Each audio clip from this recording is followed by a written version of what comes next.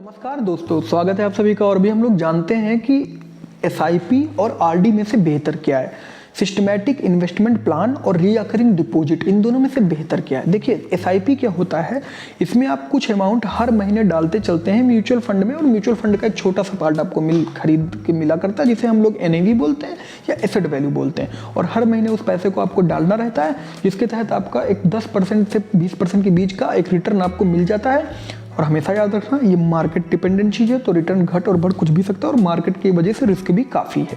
अब इसके आगे अगर हम लोग बात करें कि आपका आरडी क्या होता है, तो आरडी एक डिपॉजिट है, रिकरिंग डिपॉजिट है। मतलब कि आप आरडी को खुलवा सकते हैं, जिसमें पर मंथ एसआईपी की तरह ही आपको एक पर्टिकुलर अमाउंट डिपॉजिट करना होता है। लेकिन अब इन दोनों में मेन डिफरेंस क्या है, तो सबसे पहले हम लोग बात करते हैं पीरियड ऑफ इन्वेस्टमेंट का। एसआईपी में पीरियड ऑफ इन्वेस्टमेंट आप कुछ भी रख सकते हैं, कितने भी साल के लिए इन्वेस्ट कर सकते हैं, आपके ऊपर डिपेंड है।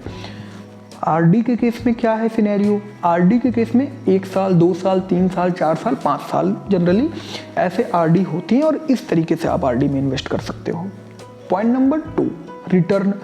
एसआईपी का रिटर्न जो जनरली 10 से 20% के बीच में लाई करता है, वह रिटर्न फिक्स नहीं है। दूसरी बात, रिटर्न आप ये नहीं क्लेम कर सकते इतना रिटर्न मिलना है तो मिलना है। लेकिन आरडी के केस में क्या है, रिटर्न 3% से लेके 8% के बीच में लाई करता है। लेकिन जिस दिन आप आरडी खुलवाओगे, वो कि हमने जैसे 10,000 की आरडी खुलवाई पर मंथ की, तो अगर बोला गया कि 8% मंथली आपको 8% एनुअली आपको रिटर्न मिलना है, तो वो 8% एनुअली रिटर्न आपको मिलना है तो मिलना है, उसे कोई काट नहीं सकता। तो एक फिक्स रिटर्न दे देती है आरडी।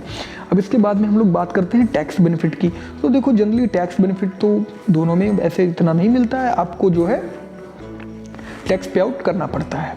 इसके बाद में हम लोग बात करते हैं प्री मैच्योर विड्रॉल की। तो देखिए, एसआईपी कभी भी खरीद बेची जा सकती है, और आरडी में जनरली कहीं कहीं पे 6 महीने का लॉकडाउन मतलब लॉकिंग पीरियड है, कहीं पे 3 साल का लॉकिंग पीरियड है, लॉकडाउन कोरोना की वजह से निकल आता है, और कभी कभी 3 साल का लॉकिंग पीरियड। तो अलग अलग जगह पे अलग अलग लॉकिंग पीरियड है कि इतने समय के बाद आप आरडी को निकाल सकते हो।